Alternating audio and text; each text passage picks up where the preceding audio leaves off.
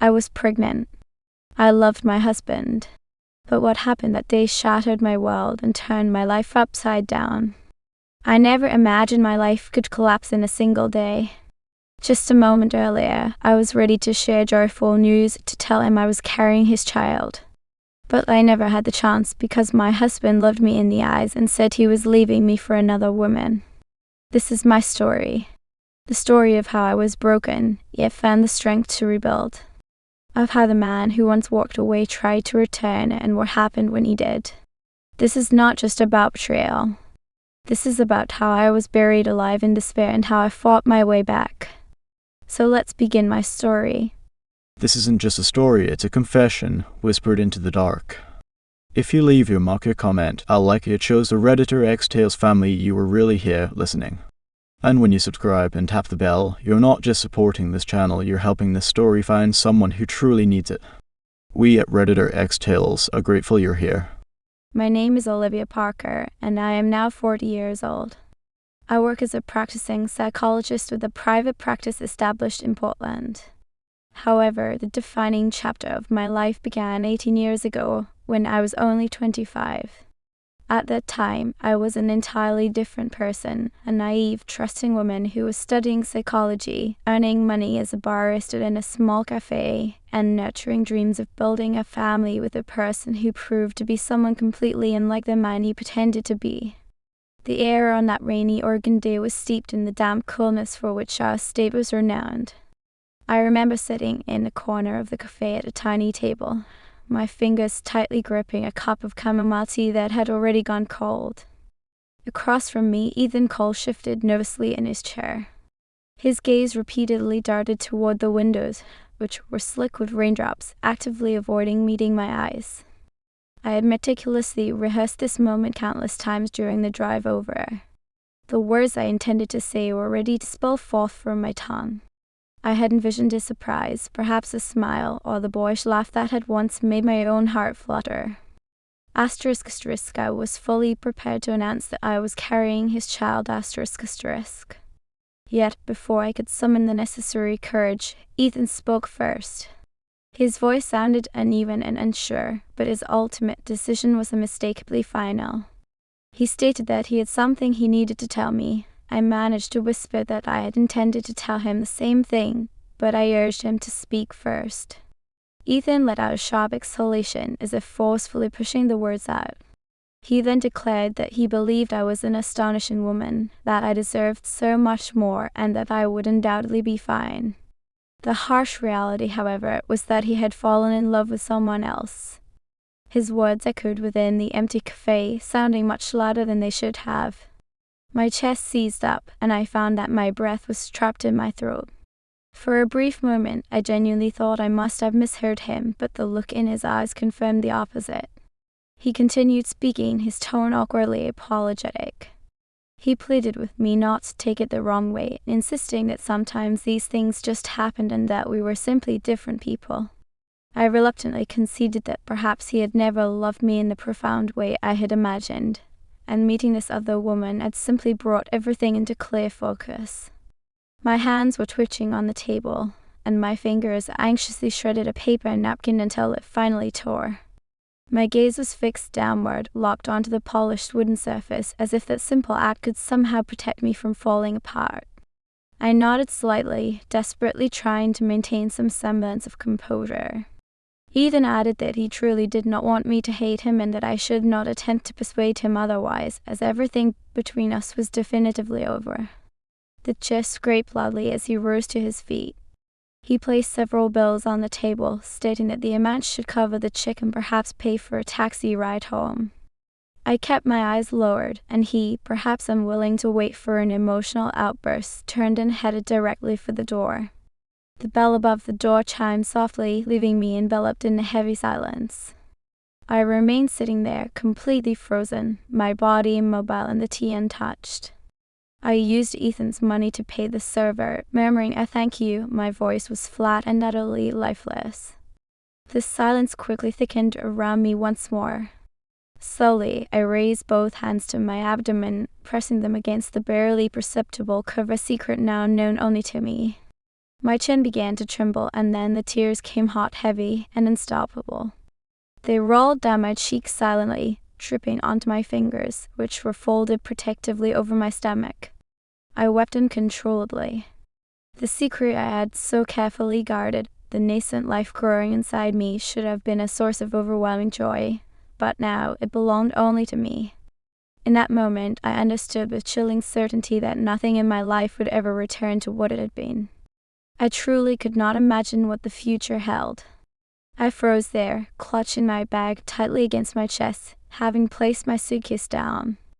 The weight of what had just transpired at the café was overwhelming, and my thoughts were tangled with nerves. I desperately needed someone to listen and assure me that everything would ultimately be fine. Quietly, I informed my mother that Ethan had left me and that I was pregnant with his child. My mother's hands halted over the pile of envelopes.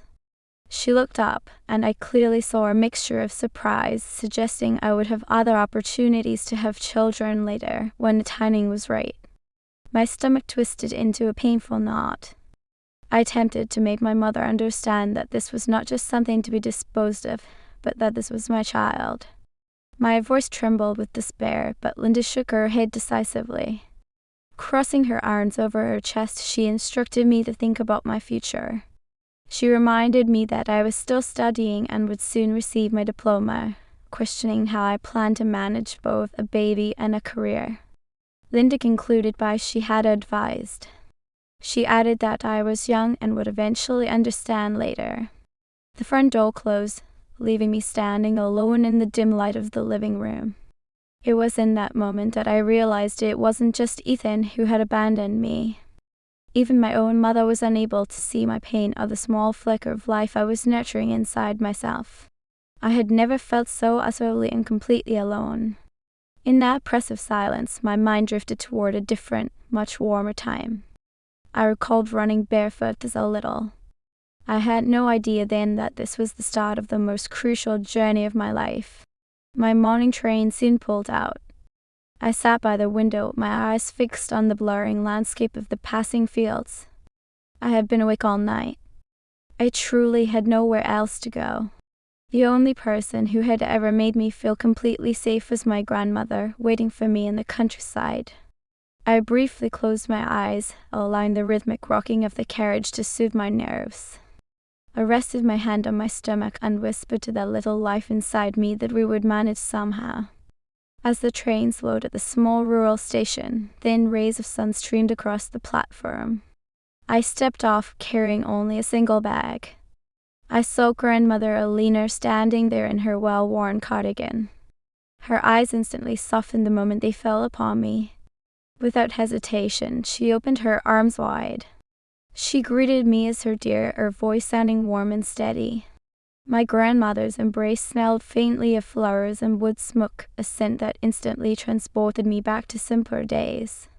For the first time in what felt like days, I felt my body release some of its heavy burden. We drove back along the familiar country roads. Grandmother Eleanor gently filled the silence with soft inquiries about my studies and my friends. I struggled to offer coherent answers until we finally sat down at the kitchen table, steaming cups of chamomile tea between us. The farmhouse was exactly as I remembered it. I wrapped my hands around the cup and finally spilled everything out. I told my grandmother that Ethan had abandoned me and that I was pregnant.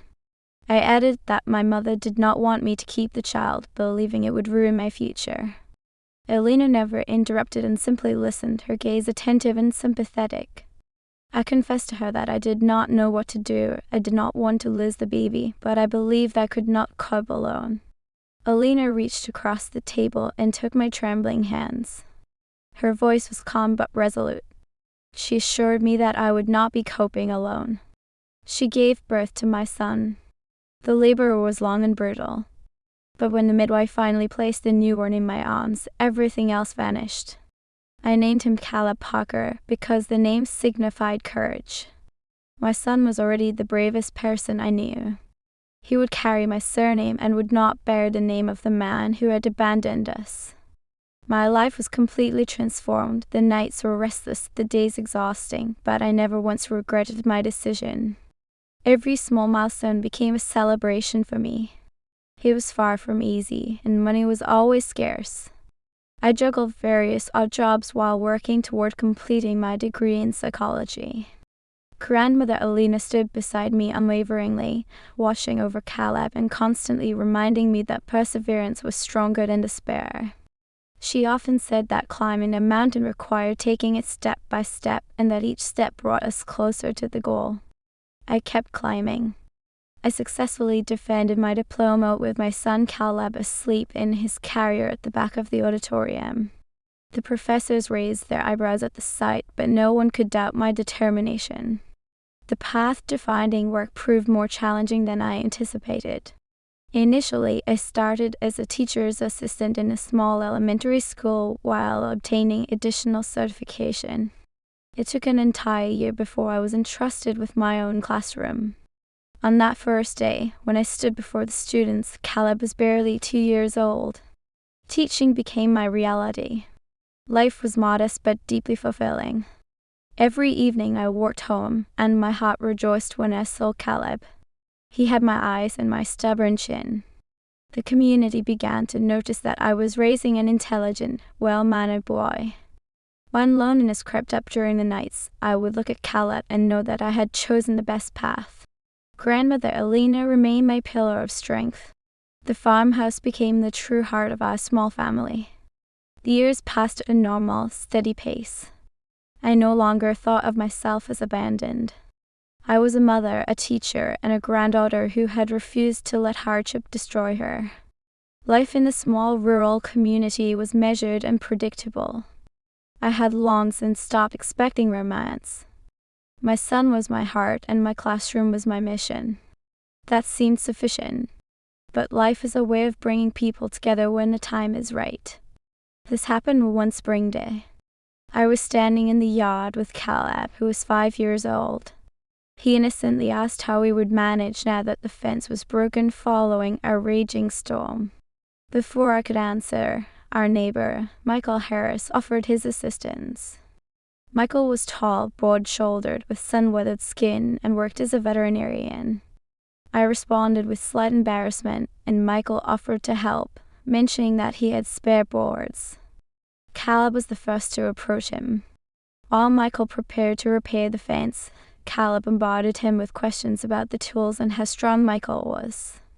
Michael patiently answered every question, even allowing the boy to hold the hammer. From that day forward, I started seeing Michael more frequently. Sometimes he came by to check on the fence, and sometimes he simply stopped to say hello. I noticed how Caleb's face lit up whenever Michael appeared. However, my past had left scars, and I carefully guarded my heart. Michael's presence was quiet and unassuming. He never attempted to take control or act as if Caleb was not my first priority. Instead, he gently fitted himself into the spaces of our life. I found myself laughing more often and lingering in conversations with him long after Caleb had gone to bed. I would catch myself watching him work, realizing that my chest no longer constricted with fear. It felt warm and secure. A year after that initial day when I started seeing Michael, he proposed to me.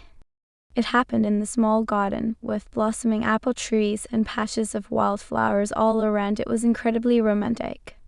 There was no grand speech, only a quiet, heartfelt promise. He said he simply wanted to share his life with me and with Caleb. I accepted, and tears streamed down my face from sheer happiness. The wedding was simple. Caleb, in his small suit, grinned from ear to ear while holding the rings. When the vows were exchanged and I became Mrs. Harris, I felt like someone who had been given a second chance at happiness. Caleb and I moved into Michael's farmhouse. Caleb thrived under Michael's care. Michael never tried to replace the father the boy had never known, but he provided him with much-needed stability. I watched my son grow into a self-assured young man. Michael actively supported my career as a psychologist, encouraging me to continue my education and eventually open a private practice. He was never threatened by my ambition. When I received my therapist's license and opened my office in Portland, Michael was immensely proud of me. By the time Caleb turned 10, we were a family in every sense of the word. I watched the two of them working together in the workshop, listened to their laughter, and could hardly believe my good fortune. I was strong now, whole, surrounded by a love that never required me to be anything other than myself. Life rarely permits us to remain in safe harbors forever. It was an ordinary spring day when Caleb turned 15. I was chaperoning a group of students at the Science Museum in Portland. After the museum, we had time to walk around downtown. Caleb, now a tall teenager, walked beside me. And then I saw my ex-partner. Across the walkway, near the edge of the park, stood the man who had once shattered my world, Ethan Cole. Time had changed him, his hair was thinning, and age had left its mark, but I recognized him instantly. Time seemed to warp, pulling me back to that rainy day in the cafe. My breath caught in my throat, but not from pain. This time, I felt nothing but detachment, as if watching a stranger's life through a pane of glass. Caleb, my son, noticed that I had stopped moving and asked if I was all right. I looked at him, this handsome, intelligent, kind young man whom I had raised. He was the product not of Ethan's legacy, but of my strength, Michael's love, and grandmother Lena's wisdom. I assured my son that everything was more than all right. I steered the group toward the train, my step firm. Behind me, I heard a faint voice calling my name, but I did not turn around. The past no longer held any power over me. I was no longer that broken girl, but a woman who had built something beautiful from the ashes. But as it turned out, the past was not yet finished with me. The encounter with Ethan shook me not with pain, but with emptiness. It was as if I were looking at an actor in an old movie who once seemed important, but now appeared faded and unconvincing. Michael met us at the station. I told him about the museum, but I omitted any mention of seeing Ethan. However, ghosts operate on their own schedule. 3 days after our trip to Portland, I was working in my office when my secretary announced the name. It was Ethan Cole. My pen froze above the papers. I instructed the secretary to convey that I was fully booked for the entire week and a week after that as well. But Ethan was persistent. He returned every day for a week, leaving notes pleading for a meeting and insisting that it was important. I threw away every note without reading it completely. That weekend, my family and I went to the lake. It was then that I heard footsteps on the gravel and saw a familiar figure walking toward our resting spot. Ethan looked nervous, his gaze darting between me and the lake where Michael and Caleb were fishing. My first thought was, how did he find us? Ethan stopped a few steps away from me and immediately began apologizing for showing up there, insisting that I needed to listen to him. I coldly told him that we had nothing to discuss, and that everything had ended many years ago. But Ethan shook his head. He explained that he had seen me in Portland and had seen the teenager standing next to me. Ethan looked toward the dock, where Caleb was laughing, and asserted that the boy looked like him, was the right age, and that he knew that was his son. The air thickened around me. I felt a familiar surge of rage rise up. I answered him clearly and coldly that Caleb Harris was my husband's son, and that Ethan had absolutely no rights to him. But he continued to insist on his biological rights, arguing that Caleb had the right to know his true father. There was something desperate and greedy in his voice. I told him to leave immediately. I reminded him that many years ago he had the opportunity to be with me, but he had chosen another woman and left me alone, and that now it was far too late. At that moment, Michael noticed that something was amiss. He put down his fishing rod and walked toward us, with Caleb following close behind. Ethan looked at Michael, at the tall, strong man who had been a true father to my son, and envy flashed in his eyes. Caleb approached closer and asked who the stranger was. I explained to Caleb that this was an old acquaintance who had gotten lost, and that we had already said our goodbyes. Ethan opened his mouth to object, but Michael stepped forward. Michael simply suggested that the man find his way back to his car, and something in his calm strength made Ethan realize he was not welcome there. He cast a final look at me, then nodded and walked away. That evening, I told Michael everything. Michael listened silently, his face growing increasingly serious. When I finished, he took my hand and uttered exactly what I needed to hear. He said that Caleb was his son in every way that mattered, that no one could erase 15 years of love and care, and that we would handle this together. I understood that Ethan would not give up easily. In his eyes, I had seen the desperation of a man who realized he had missed out on something valuable and was willing to do anything to get it back. And I could not possibly have imagined what came next. The next few weeks passed in a deceptive calm. I almost began to believe that Ethan had left us alone, but I knew that this was the calm before the storm. The first phone call came late one Wednesday evening. Michael answered the phone, frowned, and handed the receiver to me. On the other end of the line was a lawyer representing Ethan Cole's interests. The lawyer spoke politely but assertively about the possibility of a peaceful resolution to the paternity issue, about the rights of biological parents, and that this client was ready to undergo a paternity test. I hung up the phone without allowing him to finish speaking. Michael suggested we contact our lawyer immediately. The next day, I sat in the office of Jessica Morgan, a family attorney. Jessica explained that, under Oregon state law, Ethan did indeed have rights as a biological father. The words about biological rights cut like a knife. But Jessica added something encouraging. Michael had been Caleb's legal father for 15 years, as he had officially adopted the boy after our wedding. This established a strong legal foundation for our objections. Jessica warned that if Ethan filed a lawsuit, it could turn into a long and painful battle. I returned home with a heavy heart. I wondered how I would explain to a 15-year-old teenager that a man he had never known wanted to be a part of his life, and how I could protect him from the inevitable pain. Michael and I decided not to tell Caleb anything yet, hoping not to alarm him. But Ethan proved to be more determined.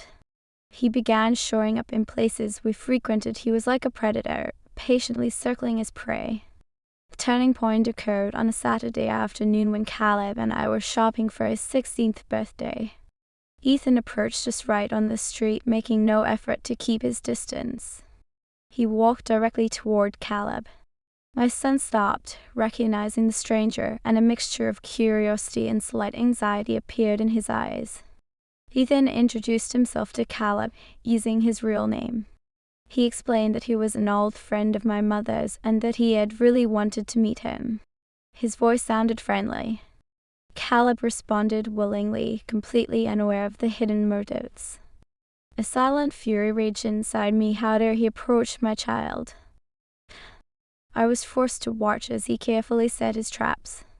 Then Ethan uttered the words that made my heart stop. He subtly hinted to Caleb that they had something in common, and that he and Caleb's mother had once been very close enough that they could have become a family. Caleb looked at me, and I saw the genesis of questions in his eyes. I watched as the pieces of the puzzle began to fit together in his mind, as innocence slowly gave way to understanding. I realized that Ethan had no intention of playing by the rules. He was prepared to use emotional manipulation on my son to get what he wanted. I made it clear that it was time for us to leave. Ethan did not object, but the smile on his face told me that he had successfully planted the seeds of doubt in my son's head. On the way home, Caleb was silent, clearly reflecting on what he had heard. His usual talkativeness was replaced by pensiveness. I watched as he glanced at me, his eyes full of questions he was not yet ready to ask. Distance wedged itself into the silence between us, and I felt my son learning to doubt me. The time for secrets was rapidly coming to an end. That evening became a turning point for our family. After dinner, Caleb approached me and asked the question I had dreaded, whether what the man in town had said was true, and if they were truly related. I asked Michael to join us in the living room. Grandmother Eleanor tactfully retreated to her part of the house, understanding the gravity of the moment. I began the story from the very beginning. I told Caleb about the Café many years ago, about Ethan's betrayal, and about Eleanor's support. Caleb listened silently, his face expressing surprise, confusion, and a gradual understanding. Michael added his part of the story. He recounted how he had loved Caleb from the very first day, how he had officially adopted him, and how he had never seen any difference between biological and adoptive fatherhood. He assured Caleb that for him, he had always been his son. Caleb asked why we had not told him sooner. He said that he understood our motives, but he felt deceived and believed he had the right to know the truth about his origins. He asked for time to process everything. The next few days, Caleb became distant, spending more time alone in his room. It was in this vulnerable moment that Ethan delivered his next strike. On Wednesday morning, Ethan approached Caleb right outside the school. He was direct, telling my son that he was his biological father, that he had a right to a relationship with him, and that he was ready to compensate for the lost years. Caleb came home agitated and confused. He told us about the conversation, and I saw both curiosity and fear in his eyes. My son was beginning to feel an interest in the man who had given him life. I tried to explain to Caleb that Ethan had abandoned me for another woman and that his sudden interest was motivated by something other than love. But to Caleb, Ethan remained a mystery, a missing piece of the puzzle. When Ethan proposed a meeting, Caleb wanted to agree. Michael and I were categorically opposed, explaining that Ethan was trying to use him as leverage. But the more we objected, the more appealing the meeting seemed to Caleb. Our prohibitions only fueled his teenage interest. The situation reached a critical point when the lawyer, Jessica Morgan, informed us that Ethan had officially filed a lawsuit to establish paternity and was demanding visitation rights with his son. The case was headed to court. It was then that Caleb made a decision that surprised all of us. He stated that he wanted to meet with Ethan, not because he was looking for a new father he already had Michael, but because he wanted to understand what Ethan truly wanted from him. I realized that further prohibitions would only push him away from us. We agreed to the meeting, but only under specific conditions. It had to take place in the presence of Michael and me and at a neutral location. The meeting was scheduled for that Saturday at a small café. Ethan waited at a table. Caleb sat across from Ethan, with Michael and me seated on either side. Over the next hour, I observed my son ask direct questions while Ethan attempted to present himself in the best possible light. Caleb asked why Ethan had abandoned me and why he had only reappeared now. Ethan's answers were evasive talks about being young and unprepared for responsibility. But my son was smarter than that. He asked directly, what did he truly want? It was then that Ethan made his mistake. He began to speak of fairness, insisting he deserved a place in the young man's life. He mentioned my thriving practice and the prosperity of our family. In that moment, Caleb realized that Ethan had not come out of love for a son, but because he saw in us something he lacked. He wanted to become part of what we had built without having invested a single moment of effort into it. My smart, perceptive son saw Ethan for who he truly was, not a lost father. The meeting ended quietly. Caleb thanked Ethan for his honesty and said he had received the answers to his questions. Caleb stood up from the table and said something that will stay with me forever. He told Ethan that fatherhood was not about genetics. It was about the person who taught you how to ride a bike, helped you with homework, and supported you during tough times.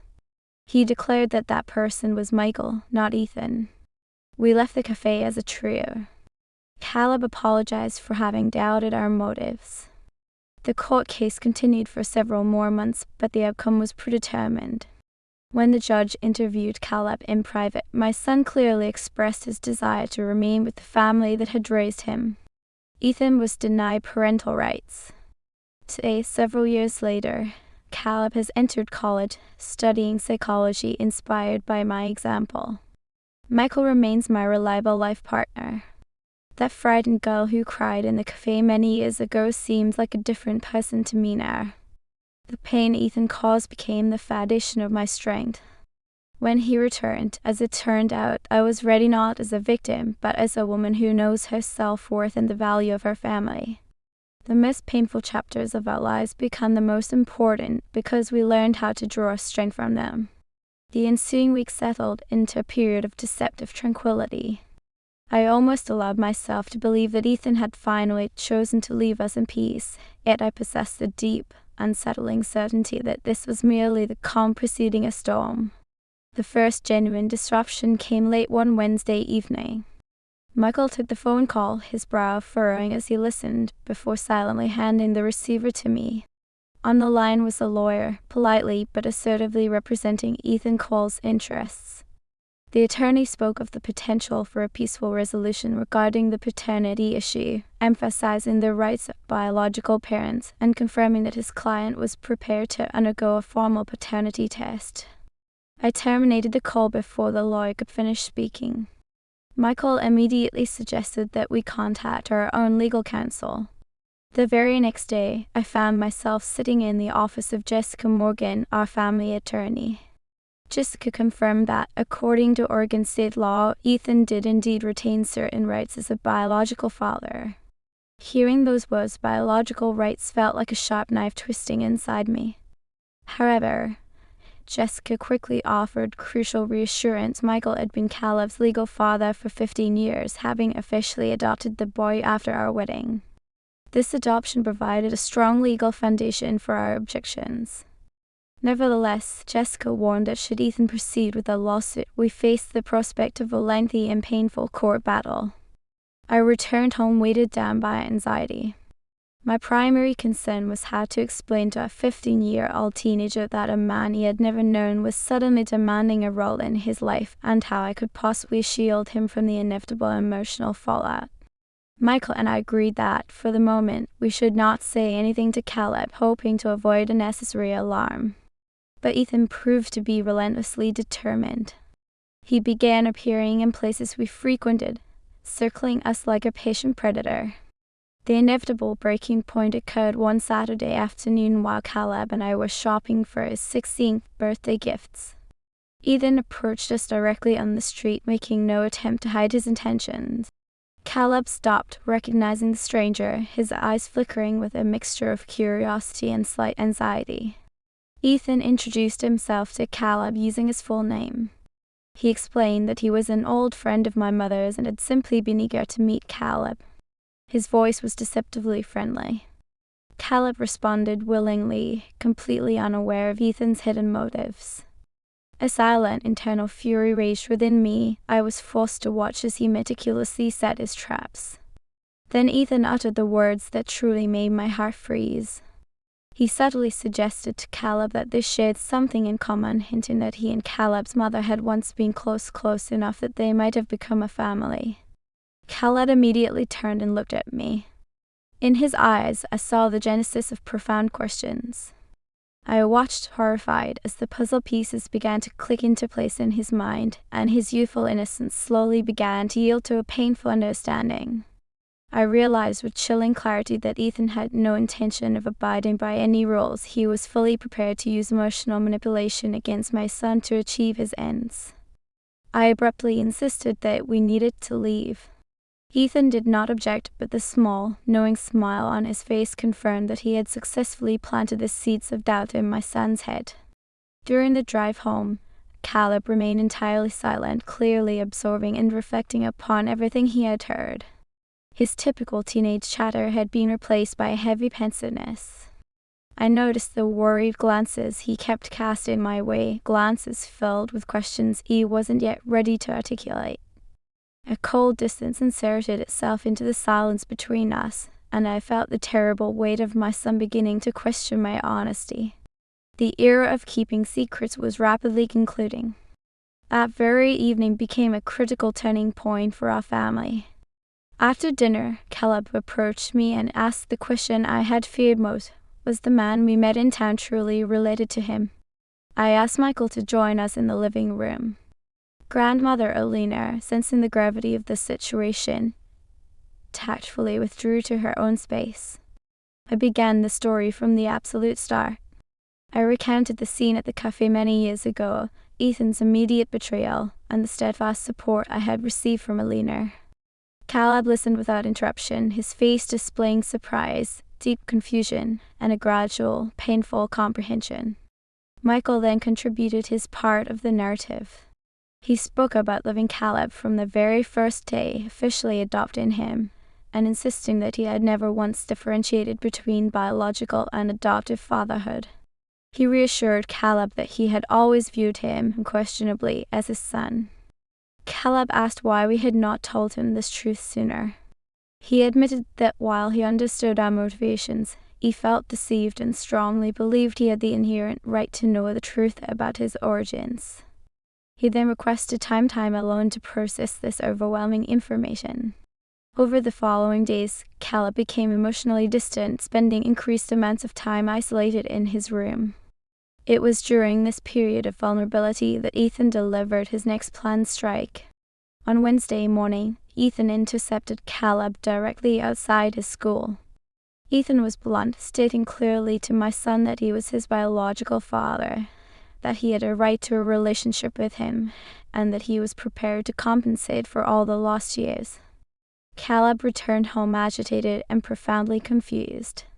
He told us about the conversation, and I noticed the curiosity mingling with fear in his eyes. My son was beginning to develop an interest in the man who had given him life.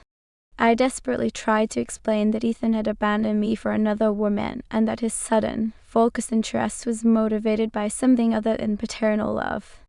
But to Caleb, Ethan remained an enigma, the missing piece of his personal puzzle. When Ethan proposed an actual meeting, Caleb expressed a willingness to agree.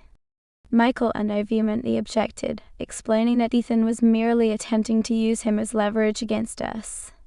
However, the more forcefully we raised objections, the more alluring the proposed meeting became to Caleb, as our prohibitions only served to inflame his adolescent curiosity. The situation escalated to a critical point when our lawyer, Jessica Morgan, informed us that Ethan had formally filed a lawsuit to establish paternity and was demanding visitation rights with his son. The case was definitively headed to court. It was at this moment Caleb made a decision that surprised us all. He stated that he wanted to meet with Ethan. He clarified that this was not because he was searching for a new father, he already had Michael, but because he genuinely needed to understand what Ethan truly wanted from him. I realized that further prohibitions would only succeed in driving him away from us. We agreed to the meeting, stipulating clear conditions. It had to take place in a neutral location, and both Michael and I had to be present. The meeting was scheduled for the following Saturday at a small café. Ethan was waiting at a table. Caleb sat across from Ethan, with Michael and me positioned on either side of our son. Over the next hour, I observed my son posing direct, challenging questions while Ethan made a clumsy effort to present himself in the best possible light. Caleb asked directly why Ethan had abandoned me and why he had chosen to reappear only now. Ethan's responses were evasive, centered on vague discussions of being young and unprepared for the burdens of responsibility. But my son was exceptionally perceptive.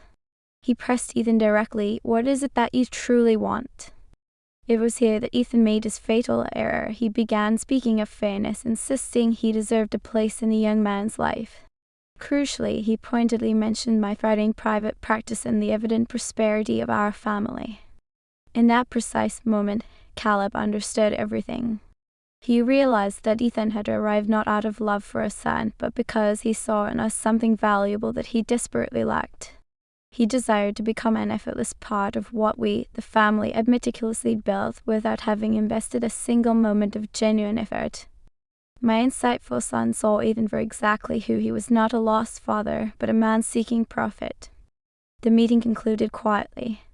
Caleb thanked Ethan for his honesty and told him that he had received the answers he needed.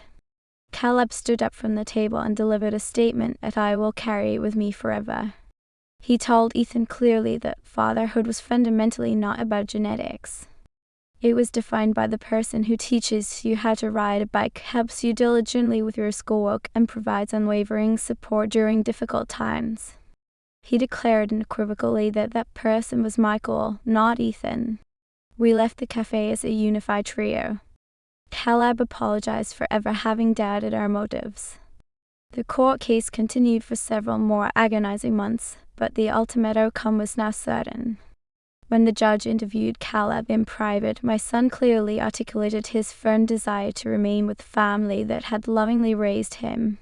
Ethan was subsequently denied parental rights.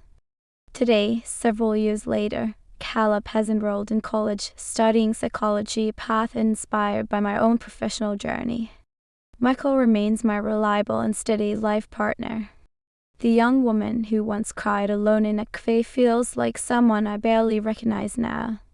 His betrayal hurt me deeply, but it also pushed me to grow stronger than I ever imagined. When Ethan came back, I no longer saw him as the man who had broken me, only as a stranger from my past. My real life was here, with my son, with Michael, and with the family we built together. I have learned that pain does not define us, love does. And in the end, it is not those who leave who shape our lives, but those who stay and stand beside us through every storm. Hey. That's it, today's story comes to an end. And honestly, thank you from the heart of the Redditor-X-Tales family for staying with us until the very last word. We at Redditor-X-Tales love to know what you think really. Share your thoughts in the comments below. We read them all. And trust me, your words mean more than you realize. If you're hungry for more, the full playlist is waiting in the description. And don't worry, new true stories are already on the way. The Redditor-X-Tales family can't wait to share them with you. If this journey touched you even a little, hit subscribe and tap the bell so you'll never miss the next story. Once again, thank you for listening. Until next time, take care.